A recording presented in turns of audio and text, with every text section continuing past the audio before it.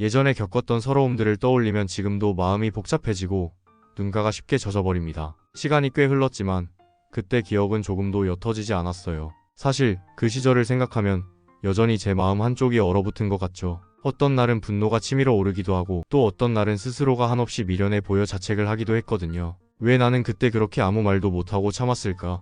왜 단 한마디도 하지 못했을까 하는 생각이 꼬리에 꼬리를 물더군요. 그때는 그게 맞다고 믿었어요. 시댁이라는 울타리 안에서 시어머니 말씀 잘 듣고 살면 결국 평화로울 거라고 생각했거든요. 그런데 세상 일은 그렇게 단순하지 않더라고요. 가끔은 스스로에게 묻습니다. 그때 조금만 더 용기를 냈다면 달라졌을까?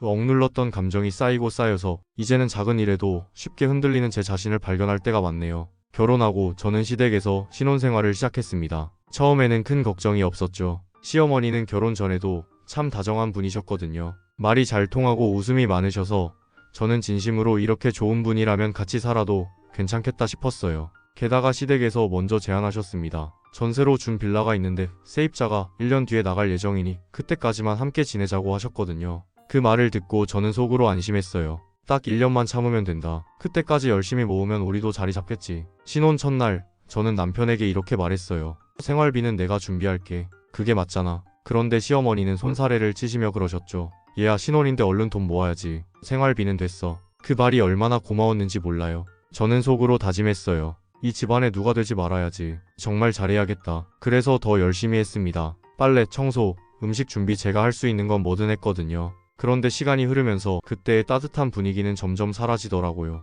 미묘하게 바뀌는 말투와 눈빛이 마음을 불편하게 만들었죠. 그러던 어느 날 시어머니가 이렇게 말씀하셨습니다. 이제 너희도 나가야지. 애도 생기면 더 복잡해질 거야. 대출이라도 받아서 알아봐. 그 말을 듣는 순간 머릿속이 하얘졌어요. 그동안 저는 시댁에서 살면서 집안일도 도맡아 하고 어머님 건강까지 챙기며 지냈거든요. 그래서 당연히 조금 더 함께할 거라 생각했죠. 하지만 현실은 달랐습니다. 저는 조용히 고개를 끄덕였어요. 속으로는 이렇게 생각했죠. 이제 우리 힘으로 서야 하는구나. 결국 우리는 친정의 도움을 받아 집을 얻고 나왔습니다. 그때 저는 또 다짐했습니다. 다시는 누구에게 기대며 살지 말자. 내 힘으로 버티자. 그렇게 첫 아이를 낳고 둘째까지 얻으면서 우리는 정말 열심히 살았어요. 하루하루가 전쟁 같았지만 그래도 웃을 수 있었죠. 남편이 고생하는 걸 알기에 저도 이를 악물었어요. 그런데 얼마 전 정말 이해할 수 없는 일이 벌어졌습니다. 시댁 식구들이 아무 예고도 없이 우리 집에 찾아온 겁니다. 초인종 소리가 울리고 문을 열었을 때 저는 순간 멈춰 서버렸어요.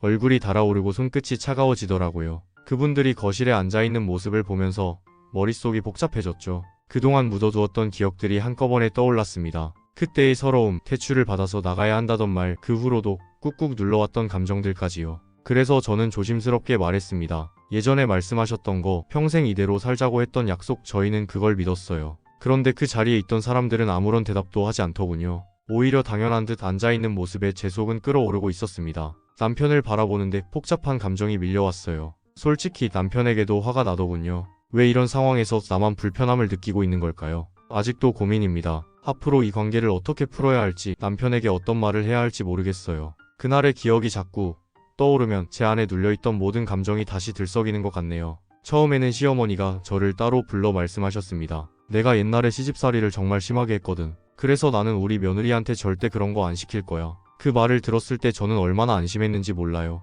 솔직히 그때는 진심으로 믿었어요. 아, 나한테는 그런 힘든 일 없겠구나. 그런데 시간이 흐르면서 그 말이 점점 무색해지더군요. 처음과는 전혀 다른 모습이 하나씩 보이기 시작했죠. 겉으로는 여전히 상냥했지만 말과 행동은 점점 달라지고 있었습니다. 결혼하고 몇 달 지나지 않아 시부모님이 사정 때문에 다른 지역으로 이사하시게 되었어요. 저는 이제 조금은 편해지겠지 하고 생각했죠. 하지만 그게 큰 착각이었어요. 왜냐하면 그때부터 미혼인 신우와 함께 살게 됐거든요. 처음에는 괜찮았어요. 신우는 저를 언니라고 부르면서 친근하게 굴었고 저도 나름 정을 쏟았죠. 밥도 꼬박꼬박 챙겨줬고 빨래며 청소까지 제가 알아서 다 했어요. 솔직히 그때 저는 신우가 친동생처럼 느껴질 정도였어요. 그런데 어느 날부터인가 분위기가 조금씩 이상해지기 시작했습니다. 이유는 나중에 알게 됐어요. 신우가 제 험담을 시어머니에게 고자질하고 있었던 겁니다. 제가 집안일을 조금만 미루면 바로 전화를 걸어서 이야기했더라고요. 그 사실을 알았을 때 저는 정말 허탈했어요. 제 앞에서는 늘 웃는 얼굴이었는데 뒤에서는 칼을 갈고 있었다니 생각할수록 소름이 돋았어요.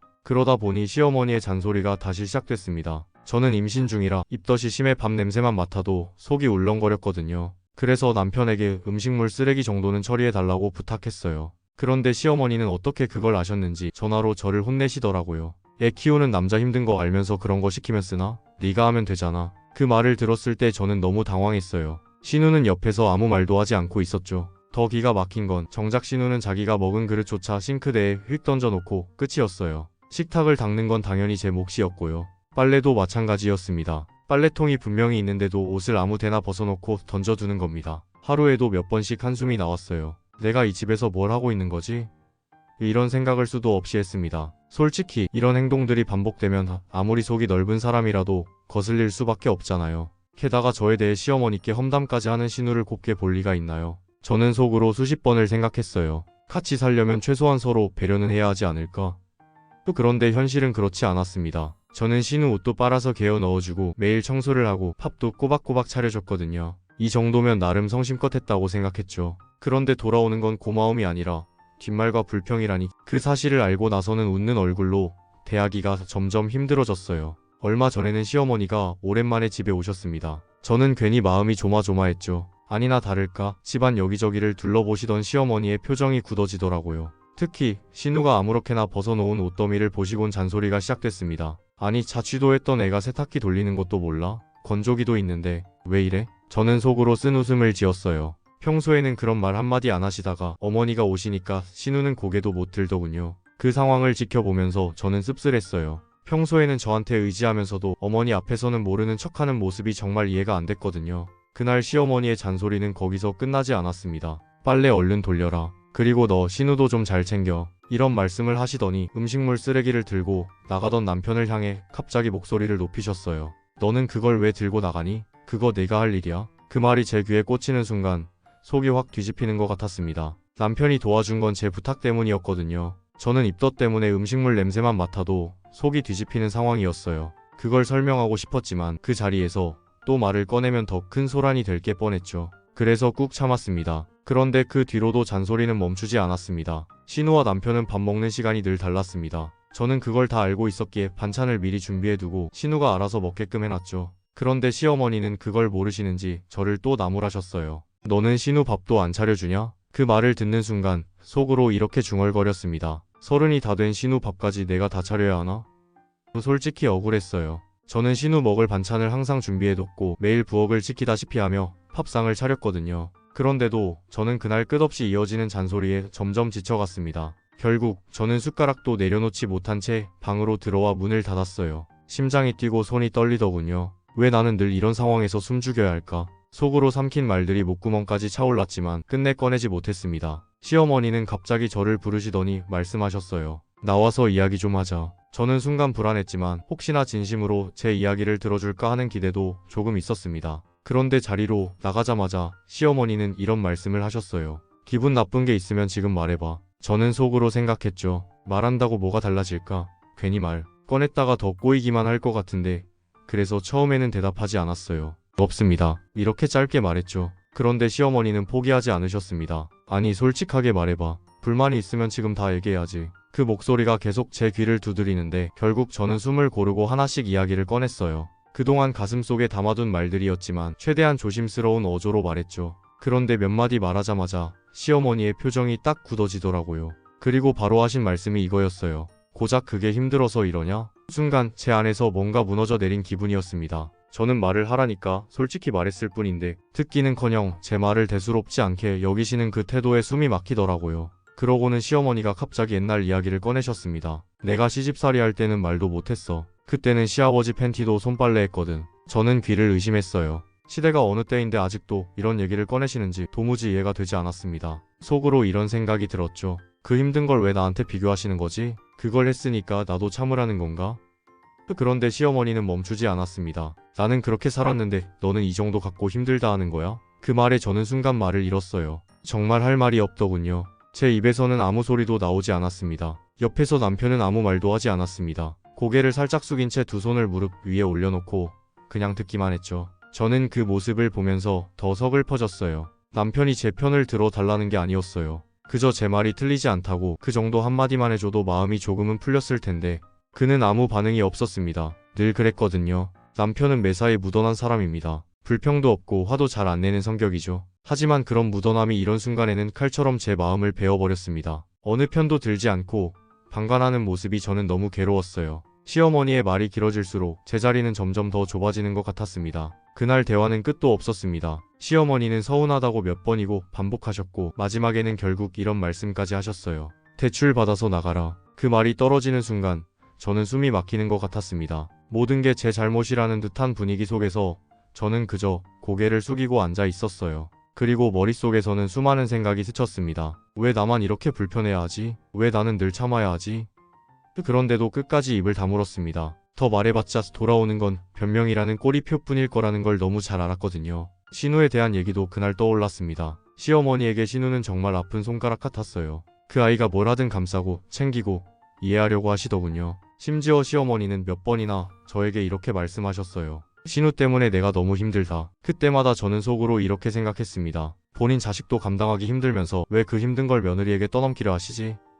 신우는 하고 싶은 말은 다 하고 원하는 건 끝까지 얻어내는 스타일이었거든요. 그 모습을 볼 때마다 화가 치밀었지만 꾹 참았습니다. 그런데 지금도 그 생각을 하면 분노가 다시 올라옵니다. 시어머니, 신우가 그렇게 소중하면 나는 뭔가요?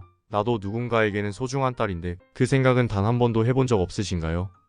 그날의 대화는 결국 아무 결론도 없이 끝났습니다. 하지만 제 마음속에는 더 깊은 상처만 남았죠. 저도 저희 집에서는 귀한 딸입니다. 사실 철없는 오빠 때문에 부모님 속이 많이 타셨는데 저는 어릴 때부터 야무지다는 말을 들으며 자랐어요. 부모님은 항상 저를 자랑스러워하셨고 저를 볼 때마다 웃음을 지으셨죠. 그래서인지 저는 늘 내가 효도해야지, 부모님께 걱정 안 드려야지 하는 마음이 강했거든요. 그런데 결혼하고 나서 제 인생이 이렇게 변할 줄은 몰랐습니다. 특히 임신하고 난 후에는 부모님이 더 많이 챙겨주셨습니다. 매일같이 전화해서 속은 괜찮니? 밥은 먹었어? 하시며 안부를 묻고 아기 얘기만 나오면 목소리가 들뜰 정도였죠. 그런 부모님 생각을 하면 저는 더 미안하고 마음이 복잡했어요. 그런데 시어머니는 달랐습니다. 당신 아들과 딸을 위해서는 제가 모든 걸 희생해야 한다는 듯이 말씀하셨죠. 애초에 저희에게 약속했던 것과는 정반대였습니다. 처음에는 이 집에서 평생 살자 하셨으면서 이제 와서는 대출을 받아서 나가라고 말하시는 거예요. 그 말을 들었을 때 저는 정말 황당했어요. 아니, 약속은 그렇게 쉽게 깨도 되는 건가요?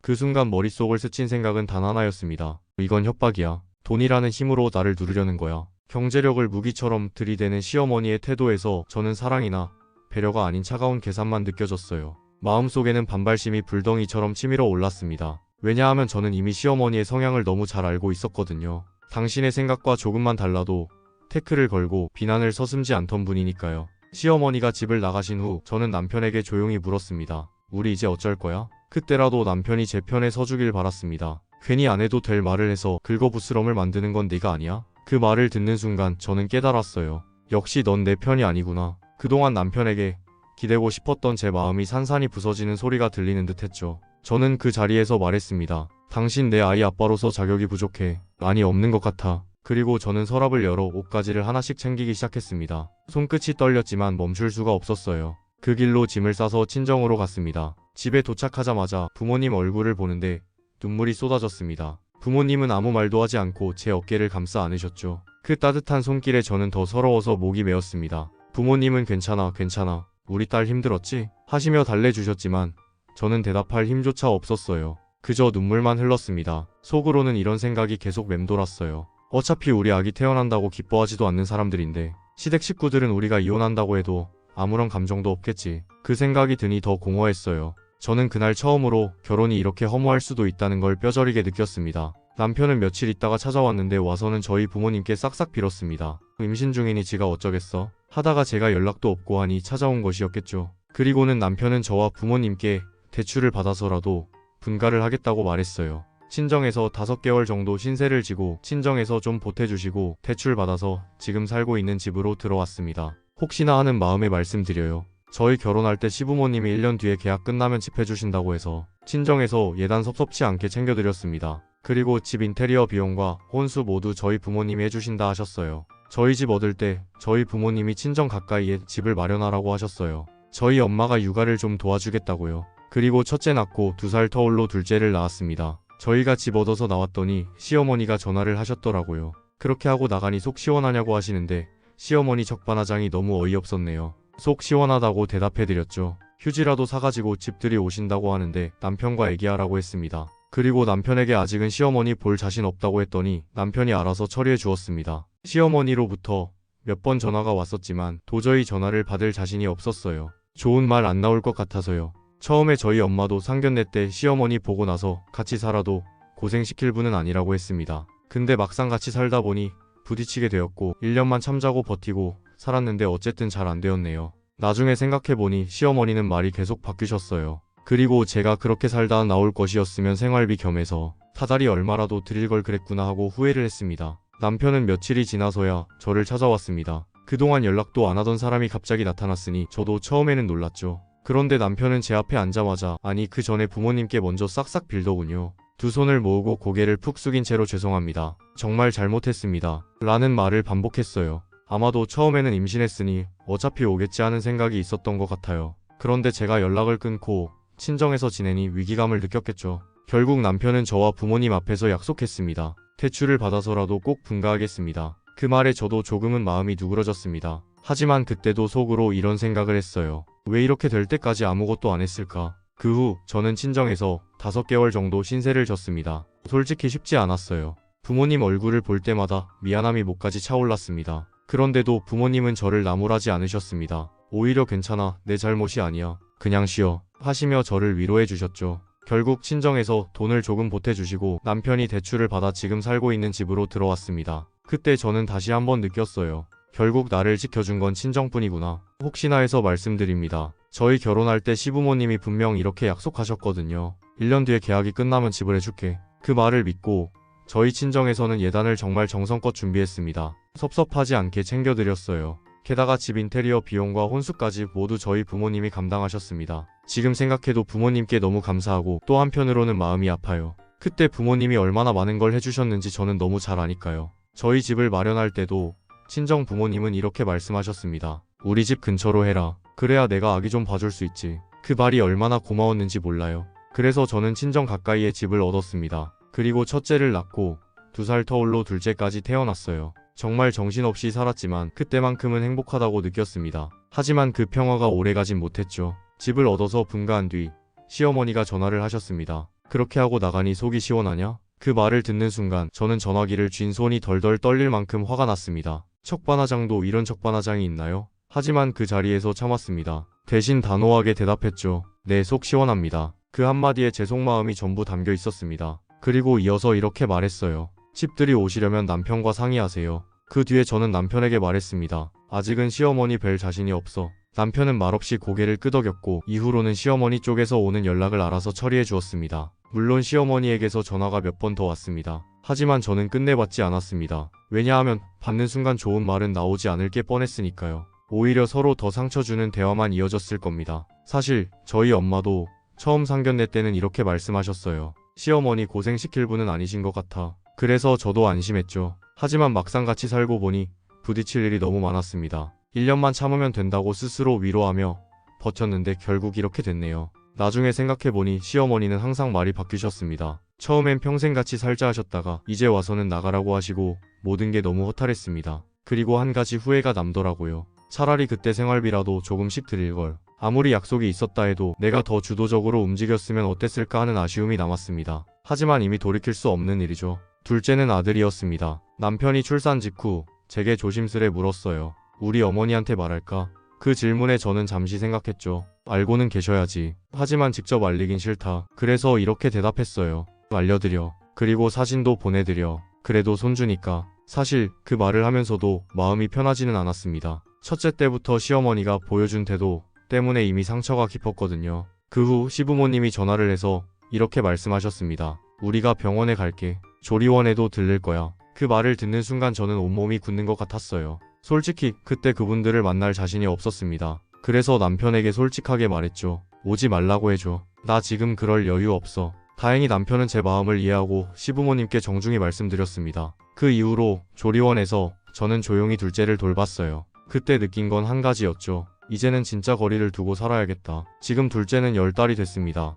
그런데 며칠 전 정말 예상치 못한 일이 벌어졌어요. 시댁 식구들이 아무 예고 없이 우리 집 초인종을 누른 겁니다. 그 순간 저는 심장이 두근거릴 정도로 놀랐습니다. 문을 열자마자 보인 건 시어머니와 신우 그리고 시아버지까지 모두였습니다. 얼굴에는 억지로 지은 듯한 미소가 떠 있었지만 그 분위기는 편하지 않았습니다. 거실에 앉자마자 시어머니가 던진 첫 마디가 아직도 귓가에 맴돌아요. 우리가 해준다는 집도 마다하고 이렇게 나와서 고생을 하냐? 그 말은 제게 모욕처럼 들렸습니다. 하지만 제가 입을 열기도 전에 남편이 먼저 성질을 냈습니다. 엄마가 뭐라고 했는지 내가 똑똑히 기억해. 퇴출 받아서 나가라고 한 거 엄마잖아. 그런데 왜 거짓말을 해? 그 순간 거실 공기가 싸늘하게 얼어붙는 것 같았습니다. 시어머니는 얼굴빛이 변하며 이렇게 말했어요. 그건 그냥 화가 나서 한 소리지. 그걸 가지고 지금까지 뭐라고 하는 거야? 그 말이 나오자 저는 더는 참을 수가 없었습니다. 지금까지 삼켰던 말들이 목구멍까지 차올라 결국 입을 열었죠. 어머님 한두 번 하신 말씀이 아니었잖아요. 저는 그 말에 진심이 담겨 있다고 느꼈어요.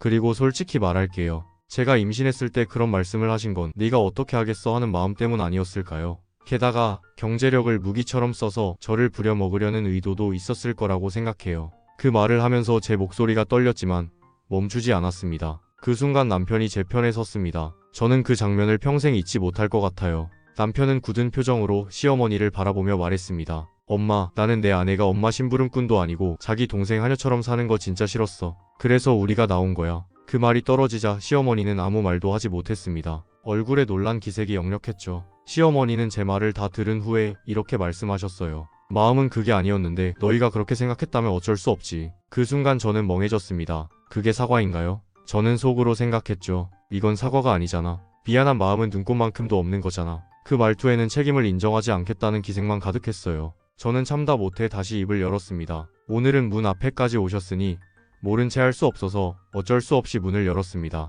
하지만 앞으로는 제발 오지 마세요. 제 목소리가 떨렸지만 더는 물러서고 싶지 않았습니다. 그 순간 거실 안은 무겁게 가라앉았어요. 시아버지와 시누는 아무 말도 하지 않은 채 앉아 있었고 그 침묵이 오히려 더 불편했습니다. 그때 시어머니가 이런 말씀을 하셨어요. 우리는 약속대로 집을 주려고 왔는데 네가 하는 말을 들어보니 그건 안 되겠구나. 그 말에 저는 깊게 숨을 내쉬며 대답했습니다. 어머님 예전에도 약속해놓고 결국 말이 바뀌었잖아요. 우리에게 대출받아서 나가라고 하셨던 것도 사실이고요. 그렇게 됐는데 이제 와서 그 약속을 제가 어떻게 믿겠습니까? 제 목소리는 차분했지만 마음속에는 수많은 감정이 얽혀 있었습니다. 저희는 바라는 거 없습니다. 그냥 지금처럼 우리끼리 잘 살면 돼요. 아무것도 안 해주셔도 괜찮습니다. 남편도 곁에서 말을 보탰습니다. 엄마, 제발 그냥 우리 살게 내버려 두세요. 그 말에도 시어머니는 포기하지 않았습니다. 언제까지 이렇게 살 거니? 저는 그 질문에 미소를 억지로 지으며 대답했습니다. 평생이요. 단세 글자였지만 그 안에는 수많은 의미가 담겨 있었습니다. 그 순간 시부모님 표정이 굳었고 아무 말 없이 자리에서 일어나셨습니다.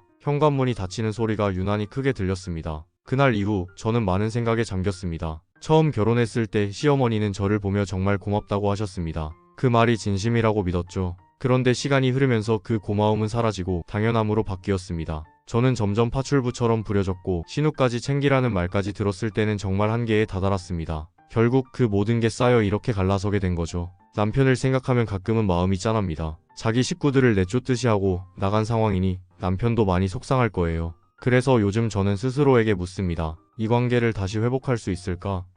이 시어머니가 잘못을 인정하거나 사과를 하지 않았지만 남편을 위해서라도 시댁과 조금이라도 잘 지내야 할까요? 아이들이 크면 이 상황을 알게 될 텐데 그때 저는 어떤 엄마로 보여야 할까요? 하지만 한편으로는 두려움이 앞섭니다. 지금은 어쩌면 다시 반겨줄 수도 있겠죠. 그러나 시간이 지나면 또다시 제자리로 돌아갈 거라는 불안이 큽니다. 저는 이제 다시는 그때처럼 무력한 며느리로 살고 싶지 않습니다. 마음이 너무 복잡해요. 정말 여러분이 저라면 어떻게 하시겠습니까? 아이들도 생각해야 하고 남편과의 관계도 유지해야 하고 저는 지금 그 사이에서 매일 갈팡질팡하고 있습니다. 그게 너무 힘들어요.